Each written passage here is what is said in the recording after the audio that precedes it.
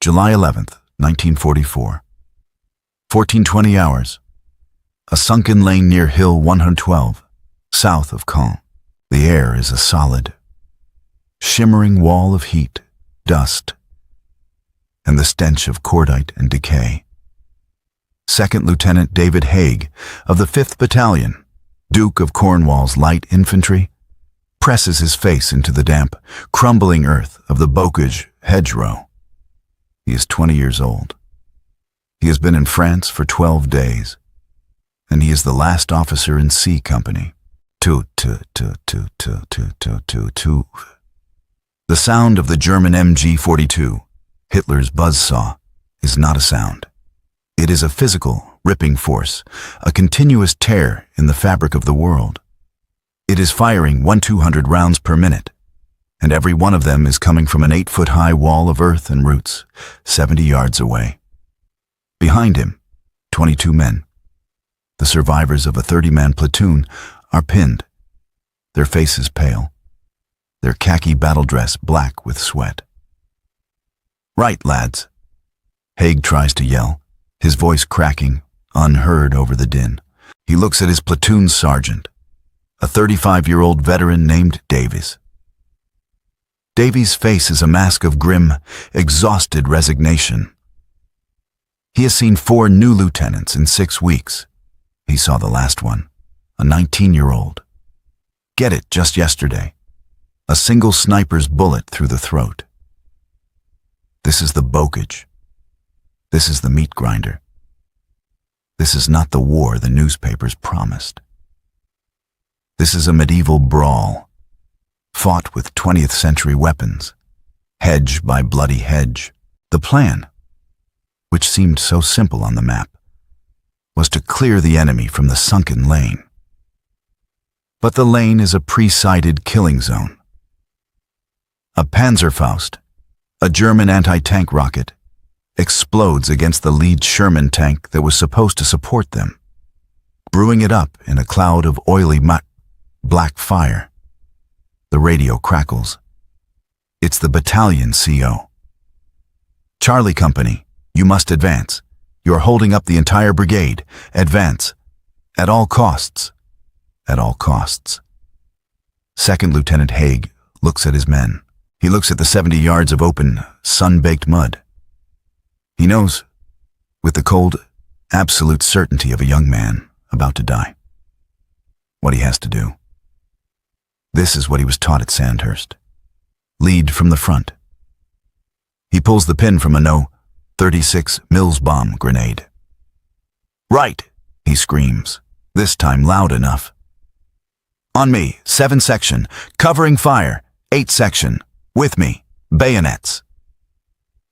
He doesn't check to see if the Bren gunner is ready. He doesn't wait. He scrambles to his feet, a tall, obvious silhouette against the green, and hurls the grenade. He takes 3 steps. The German sniper, who has been waiting for this exact moment, does not miss. The 7.92mm Mauser round hits Haig in the center of his chest, just below his officer's pips. He is dead before his helmet hits the ground. The attack dissolves. The men of 8 section fall back into the ditch, dragging their dead lieutenant with them. Sergeant Davies picks up the radio handset, already slick with Haig's blood. "Sunray is down," he reports, his voice hollow. "Sunray is down," 20 miles behind the line, in a canvas-walled tent at the 21st Army Group headquarters. Lieutenant General Sir Miles Dempsey, commander of the British Second Army, stares at a sheet of paper. It is not a map. It is a casualty report. His face, normally so calm, is a mask of cold, controlled fury. The report is titled, "Wastage, Junior Officers, Infantry." The numbers are not just bad. They are impossible. In the 5 weeks since D-Day, his army, the British Liberation Force, has ceased to be a sustainable fighting force. The problem is not tanks. It is not ammunition. It is leaders. The British Army has run out of infantry lieutenants. The fighting in the bocage is a platoon leader's war. It is a war of 30-man actions. The man who has to stand up. The man who has to say, "Follow me." The man who is the first target for every sniper and every machine gun is the second lieutenant, and they are dying at a rate that the training depots in England cannot match. The British General Staff had planned for a wastage rate of 10–15%. In the hedgerows, the rate is over 70%. Regiments are reporting that the average combat life of a newly arrived infantry subaltern is 10 days. The system is in a state of impossible collapse. Brigades are at half strength, not because they lack men, but because they lack leaders. Platoons, like Haig's, are being commanded by sergeants, but when the sergeant goes down, the platoon simply ceases to exist. It becomes a terrified huddle of 20 men, leaderless, useless. Dempsey's adjutant enters the tent. "Sir, the report from the War Office." Dempsey takes the flimsy. It is the final nail in the coffin. Reinforcements, officer, infantry. Regret to report. No. 102, batch 44B, empty. Final cadres, depleted, no further. Replacements, available. Until September. They are empty. The pipeline is dry. The British Army, the lion of the Empire, is bleeding to death on the fields of Normandy. The front line is being held together by boys who are dying faster than they can be replaced. General Dempsey looks at his map. He looks at the red lines of the 12th SS Panzer Division, waiting, dug in, ready to slaughter the next wave of leaderless attacks. The British Army is facing a crisis it cannot solve. It is facing a collapse, not of morale, not of supplies, but of leadership, and they have no answer. July 12th, 1944. 10 hours. A Nissen hut in a holding depot near Aldershot, England. Captain John Jack Foote of the Essex Scottish Regiment Reserve stares at the ceiling. The air is damp with the smell of wet wool and boiled tea. Rain streaks down the corrugated iron, a monotonous drumming sound. Jack Foote is 27 years old. He is a university graduate. He is a superbly trained professional infantry officer. And he is bored. He has been in England for 2 years. He is trained. He has run exercises on the Salisbury Plain. He is taught map reading, platoon tactics, and bayonet drills until he can recite the manuals in his sleep. He is one of thousands.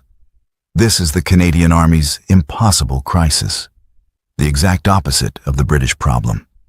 When Canada declared war, it built one of the most efficient, high-quality officer training systems in the world.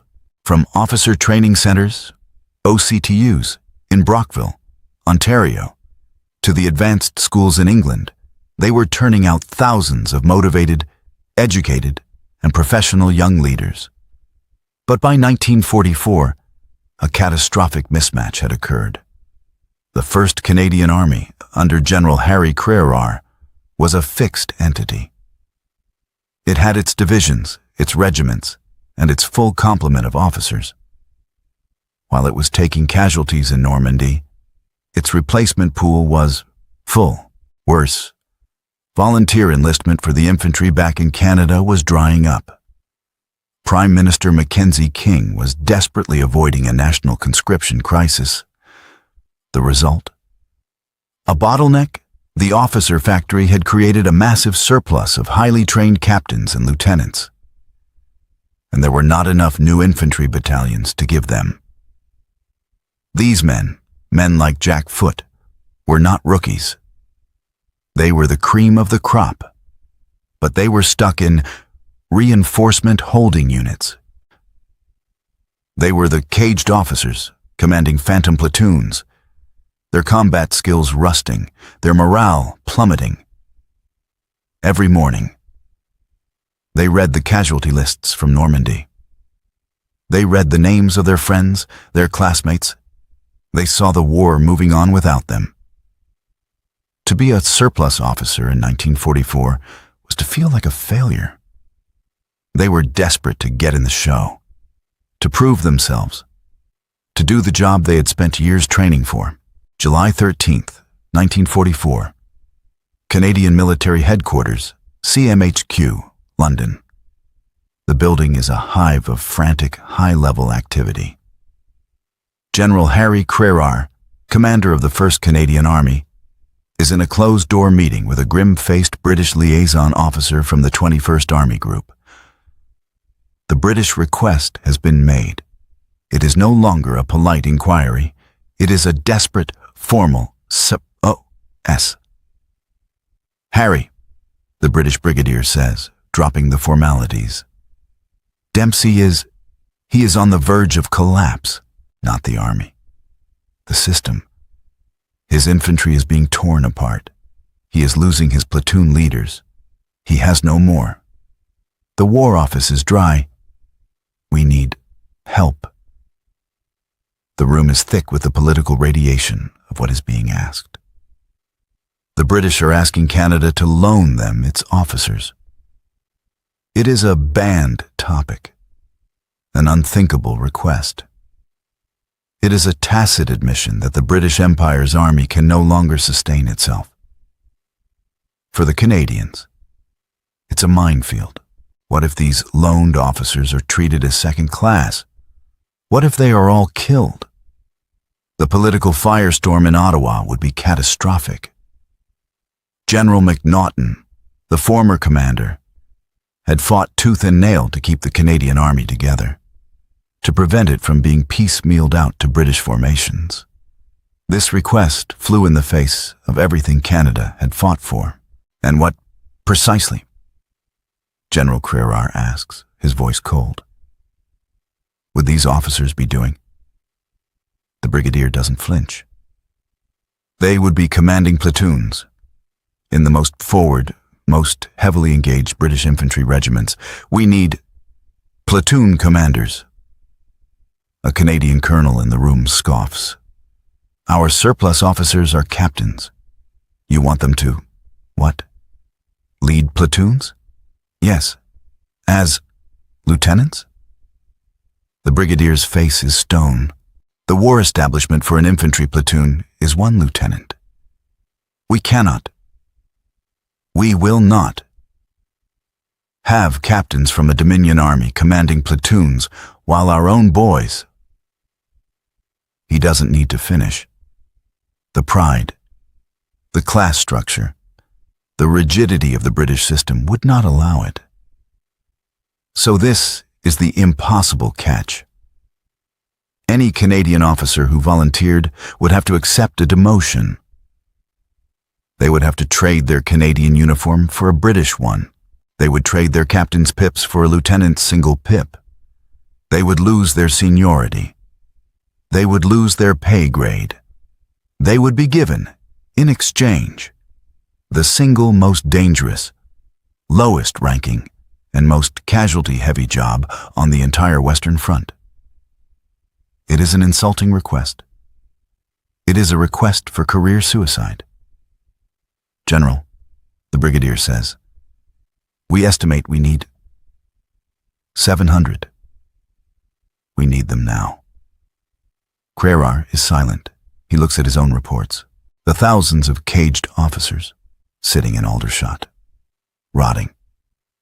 Draw up the order, Crerar says to his aide. Volunteers only, and make the terms brutally clear. A secret signal is drafted. It is given a code name to be banned from all public dispatches. It is called Project Canloan. The signal is dispatched to every Canadian holding unit in the United Kingdom, July 14th, 1944.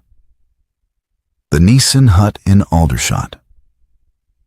Captain Jack Foote is running a drill on a useless, muddy parade square when the company adjutant pins a new notice to the board. A crowd of bored officers gathers. They read it, and they reread it. Secret.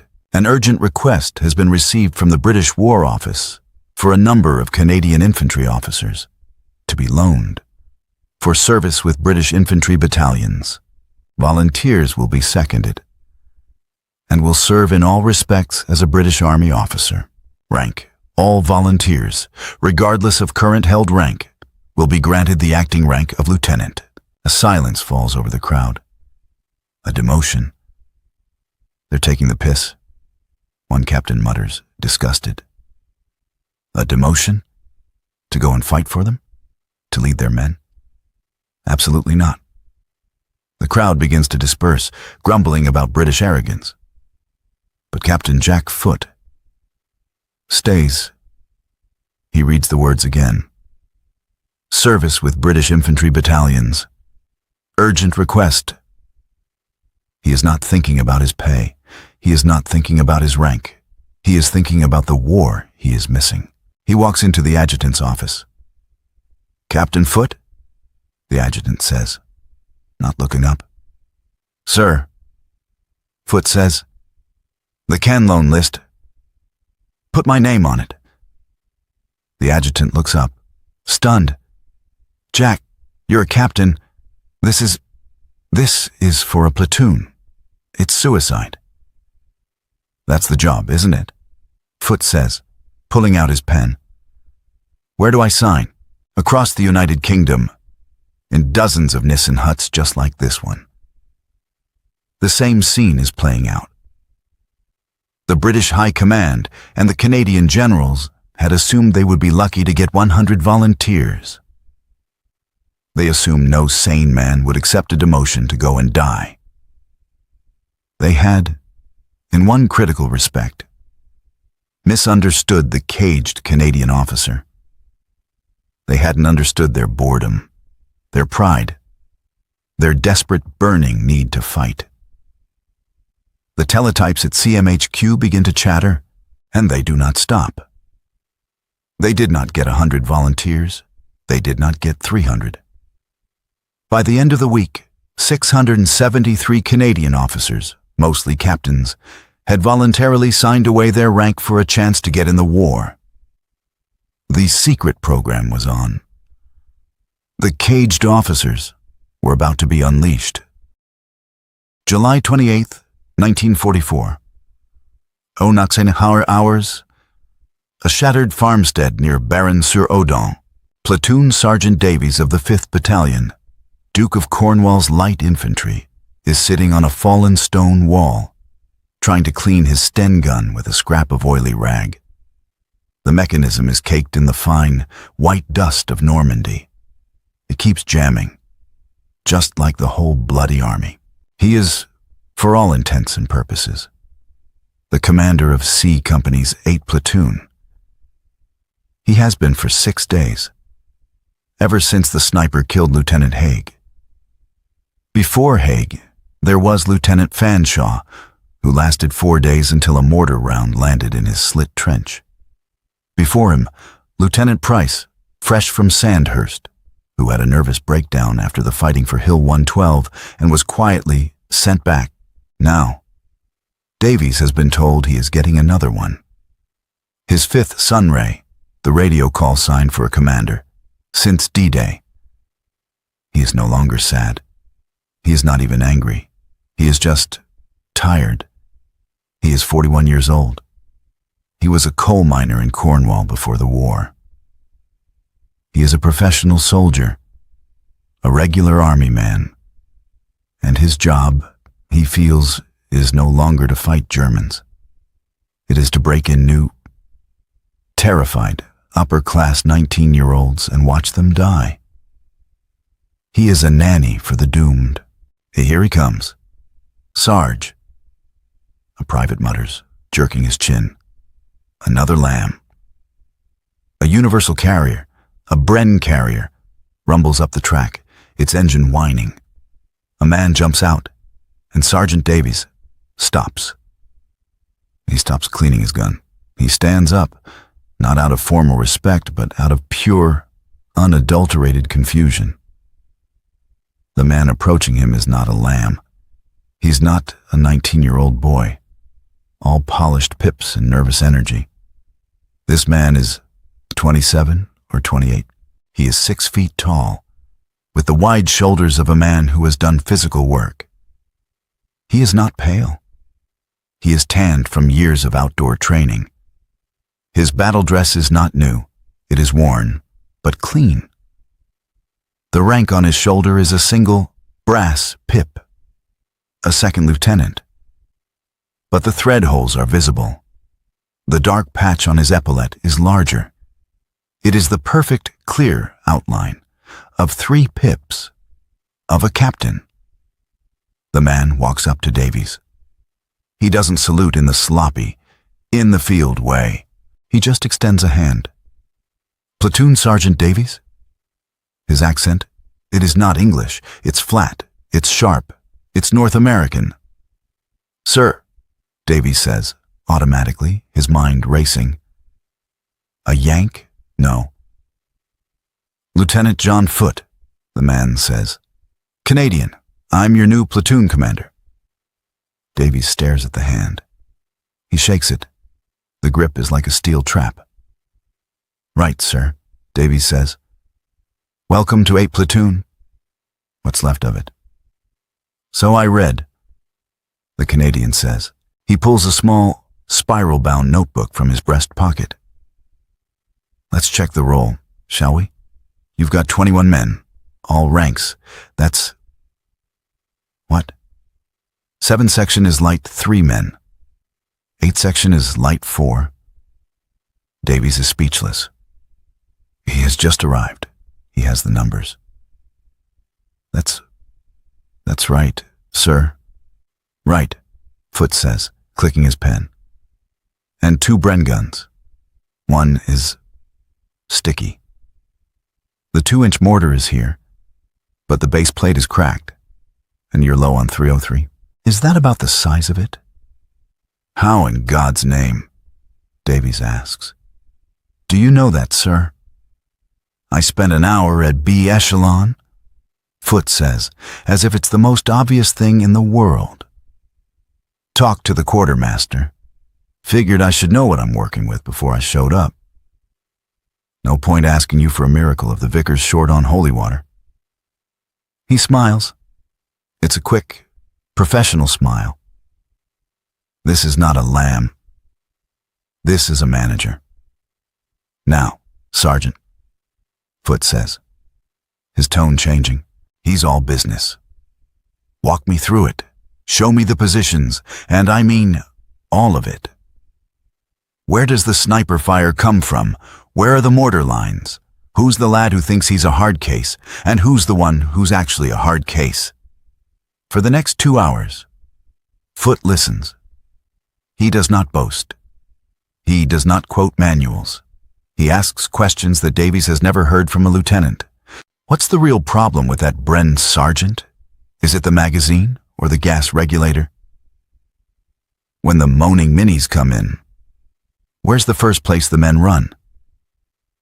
Why are we holding this side of the lane and not the other side? It's a tactical sinkhole.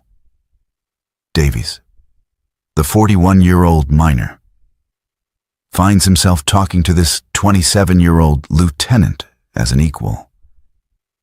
He realizes, with a jolt, that this Canadian is older than his company commander. This man is a professional. This is not a public school boy on an adventure. This is a man who has been caged and has just been let out. The radio on the signaler's back crackles. 8 Alpha. This is Sunray. Prepare for new orders, CO's conference, 14 hours.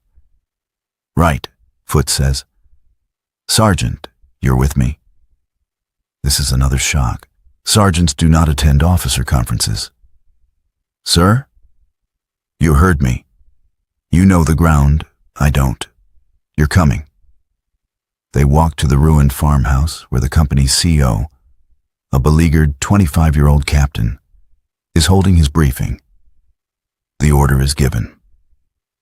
And it is the same order. 8 platoon, the CO says, not looking at Foote. We'll clear the enemy from that sunken lane at grid 49 or 7. The 12th SS have an MG42 nest in there that's holding up the whole battalion. 9 platoon will support with covering fire. You just have to get in there. Bayonets, if needed. The CO looks at Foote, his eyes full of pity. Good luck, Lieutenant. Try to, well, just get it done. It is Haig's order. It is a suicide mission. Sergeant Davies's stomach turns to ice. Here it is. This is how he dies. They walk back to the platoon. The men are already looking at them, their faces grim, knowing. Foote calls the section leaders over. Right, lads, Foote says. Here's the problem. Jerry's in that lane. We've been ordered to clear it. The last time we tried this, we went straight at him. And what was the word? Sergeant? A ball's up, sir, Davies says. A ball's up. Foote repeats, nodding. Right. So we're not doing that. A silence falls. Sir? One of the section corporals asks. The order. Foote says, is to clear the lane. The CO didn't say how. He just said, get it done. He mentioned bayonets. He's an idiot. Davies chokes. The men stare, wide-eyed. Foote unrolls a stained map. This is not a bayonet charge. This is a fire and movement problem. And this is how we're going to solve it. He stabs the map with his pencil. Sergeant Davies, you're the best man I've got. You're taking 7 section. And the Bren, you're not going with me. You're going to take that ruined shed. 200 yards to the right. It's a perfect fire base. From there, you have a beautiful enfilade on their position. You are going to fix them. He turns to the other corporal. 8 section. You're with me. We are the assault element. But we are not going across the open. See this ditch? This drainage culvert? It's muddy as hell, but it runs parallel to the lane. We are going to crawl for 300 yards. We are going to get behind them. None. Here's the plan. At 15:30, I'll be in position. I'll fire 1 red flare. When you see that flare, Sergeant, you are going to give them everything. Both Brens. The 2-inch mortar. Every 303 you have, you are going to make them think the entire battalion is hitting them from the front. You will make them keep their heads down. While their heads are down, I will be 30 yards behind them, and we will solve the problem. Questions? No? Good. Let's get to work. This is not a follow-me charge. This is tactics. This is what they read about in manuals, but had never seen a lieutenant actually do. For the next hour, 8 platoon crawls. Foote is in the front. He is not saying, go on, lads. He is saying, stay low, keep your spacing. He is crawling through the same mud, the same pig shit as his men. At 15:29, Foote is in position. He is soaked. He stinks. He can hear the Germans talking, 50 yards away.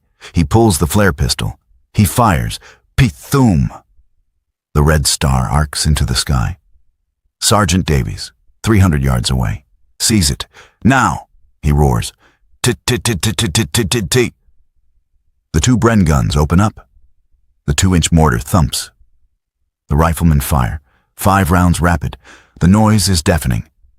The German MG42 confused, swivels and begins firing, wildly, at Davies's position. Right, Foote says to his 10 men. And now walk, don't run. Grenades first. They stand up. The Germans don't even know they're there. Now, Foote yells and hurls a Mills bomb. 10 grenades go sailing into the sunken lane. The crump, crump, crump of the explosions is followed by screams. Footy is already moving. He slides down the bank, his Sten gun up. Bra, bra, brap. It is a slaughter. It is over in 90 seconds. They kill the entire 12-man crew, capture one wounded, and capture the MG-42. Footy pulls the radio handset. Sunray, he pants. This is 8 Alpha. Lane is clear. We have captured one MG-42 and one rather unhappy-looking Gefreiter. 80 platoon is consolidating. No casualties. Over. Silence from the other end. Then the CO's voice, shaking. 8 Alpha. Say again? No casualties? That's the affirmative, sir. Foot says, tell 9 platoon to stand down. We're good here. 8 Alpha, out. He stands up. He looks at his men. They are staring at him as if he has just walked on water. Sergeant Davies runs up, his face black with smoke. He looks at the dead Germans. He looks at the captured machine gun. He looks at his new 27-year-old lieutenant. He doesn't say anything. He just nods. He understands. This is not a demotion. This is a secret weapon. The caged officers are here. And all across the Normandy front, the same impossible scene is playing out. In the Green Howards, in the Argyll and Sutherland Highlanders, in the King's Own Scottish Borderers, the British sergeants are watching these strange, overqualified, demoted Canadians arrive. And they are watching them work. They are not just plugging a gap. They are bringing a level of professionalism, tactical skill, and leadership that the exhausted British Army has not seen. The secret program, Canloan, is no longer a stopgap. It is, unbelievably, saving the British front line from total collapse. October 21st, 1944. Sadu office hours. A waterlogged slit trench near the Leopold Canal.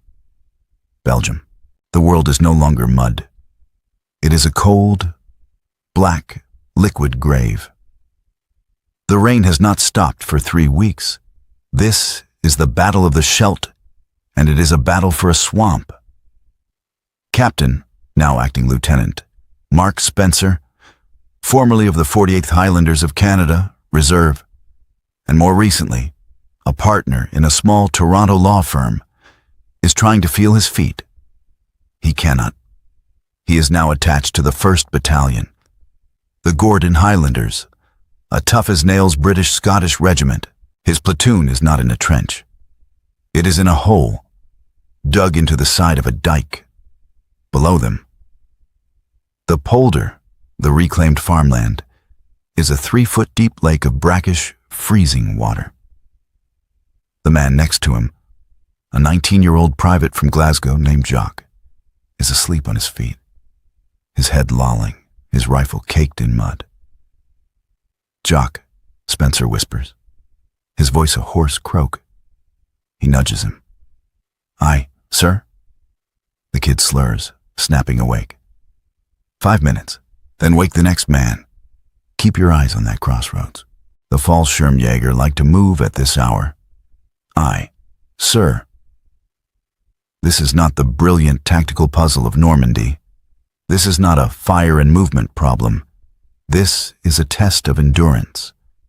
It is a slogging match against a near-suicidal, elite enemy, the German paratroopers, fought over a landscape of mud, mines, and pre-sighted artillery. And the Canloan officers, the men who had been unleashed in July, were now the hardened, grizzled old men of the campaign. The British soldiers, who had been confused by their accents in Normandy, now simply called them sir, with a tone of absolute, desperate respect. The lambs were gone. The Canadians were the veterans. They had survived the bocage.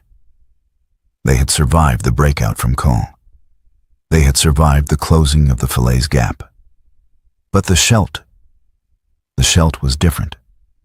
It was here that the true price of the Cannes loan program was being paid, in blood and water. The Germans were no longer disorganized. They were dug in. They had S-mines, bouncing Bettys every 5 feet. They had snipers in every church tower. Their 81mm mortar teams were surgical. And the Cannes loan officers were dying. They were dying at a rate that unbelievably exceeded that of the British subalterns they had replaced. The reason was simple and terrible. They were too good. They were too professional. They were too aggressive.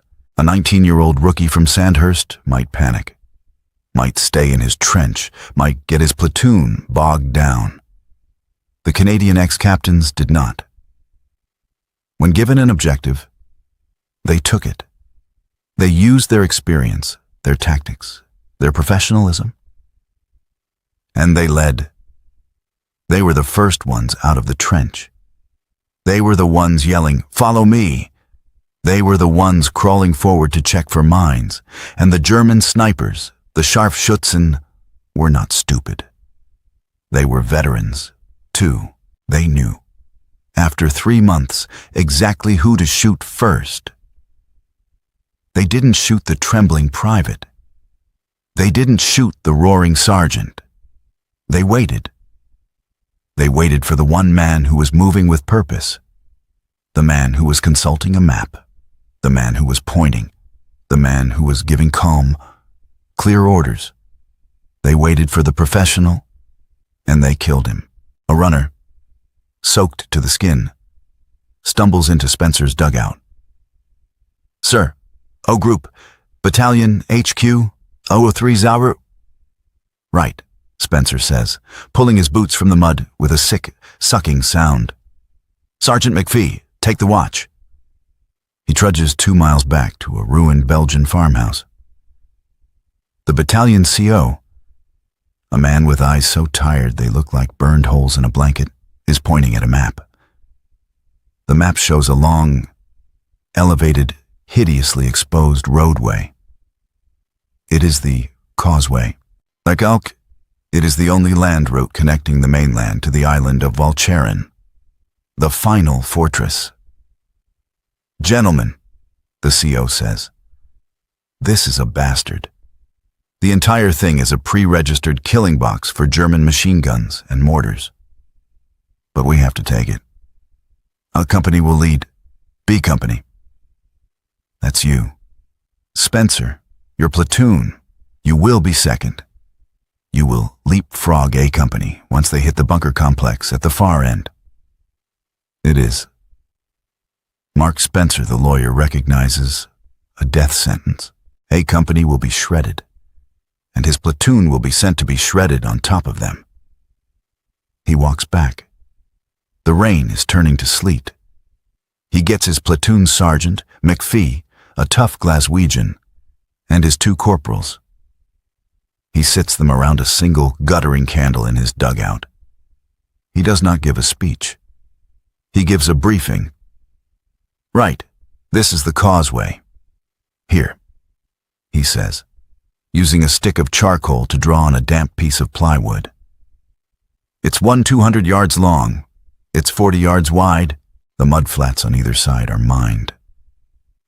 So, we must stay on the road. The Germans have at least 3 MG-42s in this bunker. Here, and mortar pits here and here. Our company goes first. They will be hit. We will not. This is what we will do. The artillery is giving us smoke, but it is not enough. Jock," he says to his 2-inch mortar man, "you will carry 20 rounds of smoke. You will stay with me. We will be walking our own smoke screen, 50 yards ahead of the assault. 7 to section," he says to a corporal. "You are our fire base. You will not advance. You will find cover in this ditch at the start line, and you will pour 303 into that bunker until your barrels melt. You are not to stop, no matter what. 8 to section, he says to Sergeant McPhee. You are the assault. You are with me. We follow my smoke. When we get to the bunker, we do not go at the front door. We go over the side, into the mud, and we crawl to the back. We'll use the beehive charges. This is not a bayonet charge. This is a demolition job. Do you understand? The British NCOs are staring. They have never had a plan this detailed, this professional. Sir, McPhee says, a new, hard light in his eye. We understand. October 23rd, 1944. 4 Hasker hours. The barrage starts. Go! Spencer screams. A Company vanishes into the smoke in the pre-dawn darkness. The sound is immediate. The night is filled with the ripping t-t-t-t-t-t-t of the MG-42s. A Company's attack, as predicted, dissolves into screams and chaos. Right, Spencer yells. Our turn. Jock, smoke. Thump, thump. The 2-inch mortar fires. 7 section. Fire. The Bren guns open up. A steady, hammering reply. 8 section. With me. Spencer does not run. He walks at a steady, deliberate pace into the smoke. His men are behind him. He is a lawyer, walking into a client meeting. He is 100 yards down the causeway. The German machine guns are firing over his head. At 7 section, his plan is working. Thump, thump. Jock is dropping smoke rounds perfectly. They are 300 yards, 400. They are passing the dead and dying of A Company. Keep moving. Don't look, Spencer orders. He can see the bunker, a dark, concrete shadow. Jock, smoke, on the bunker. Now. Thump. Sergeant McPhee, 8 section, into the mud. Now. Spencer slides on his stomach, off the causeway, into the waist-deep, freezing, mine-filled mud. His men follow. He is a lawyer. He is 28 years old. He has volunteered for this. He is crawling for 100 yards toward the rear of the bunker. A German potato masher grenade lands 5 feet from him. The explosion is a dull whump in the mud. It deafens him. He gets to the back wall. He pulls the beehive satchel charge. McPhee, get the... A searchlight snaps on. It is not from the bunker. It is from a second. Hidden position on the flank. Spencer is caught. Frozen in a cone of brilliant, white light. He is 20 feet from the bunker wall. He does not hesitate. He does not dive. He stands up. He knows his men are in the mud behind him. He knows that if he stops, they will die. He yells one word, "Go!" He begins to run, at the searchlight, firing his Sten gun from the hip. He is the only target. He is the professional. He is the leader. The German sniper, the one who has been waiting, fires. The other MG-42, the one they didn't know about, fires. Mark Spencer is hit by 4, maybe 5, bullets simultaneously. He doesn't fall. He is shredded. He is dead. But for 3 seconds, he was the only target. In that 3 seconds, Sergeant McPhee and 8 Section are up. They are at the back wall of the bunker. They light the fuse. "Grenade!" McPhee screams and shoves the charge into the firing slit. The explosion is catastrophic. The bunker, the machine guns, the searchlight, all of it, gone. The causeway is open. Sergeant McPhee, his face black, crawls back to his officer. Lieutenant Spencer is face down in the mud. McPhee turns him over. In his breast pocket is his paybook. McPhee has seen it before. He has seen the scratched-out rank of captain. He has seen the Canlone stamp. He knows this man did not have to be here. He knows this man, this lawyer. accepted a demotion to come and die in a Belgian swamp. The secret program has just cost another of its unbelievable volunteers. But the line is held. The objective is taken. The price, however, was impossible. February 23rd, 1945, 11 hours, the edge of the Reichswald forest, Germany. The war has entered its final, grinding phase. The Reichswald is a dark, primeval forest, and the Germans are fighting for it with a fanaticism that chills the blood. Captain, Acting Lieutenant, Jack Foote, the man who had been the new officer in Normandy, is now the company commander of C Company, 5th Duke of Cornwall's Light Infantry. His British CO had simply torn up the rulebook after watching Foote's tactical brilliance and sheer refusal to die for 3 months. The CO had called him in. "Foote," he'd said, "you're a captain. My company commander was just killed. You're taking over. I don't give a damn what the War Office says.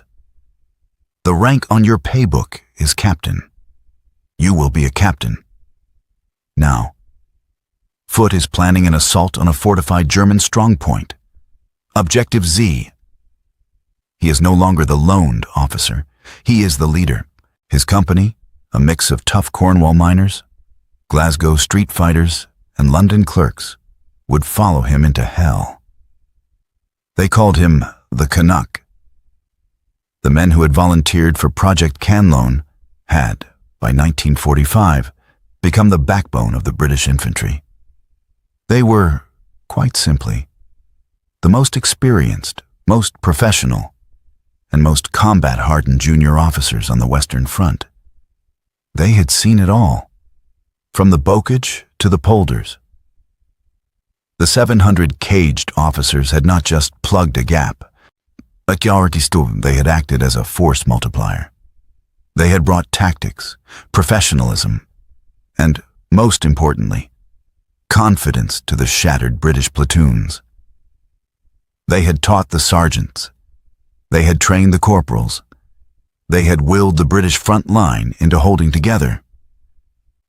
The British General Staff, in their post-war analysis, would state it in cold, military terms. The Canloan officers, arriving at a critical juncture, provided an unexpected and vital reinforcement of leadership, the effect of which cannot be overstated. It was the impossible truth. The 700 secret Canadians had, unbelievably, saved the British Army from a systemic collapse. But the price was staggering. When the final teletype clicked off after VE Day, the numbers were compiled. Of the 673 Canloan officers who had crossed the Channel, 465 were listed as casualties. It was a casualty rate of 70%. 128 were killed in action.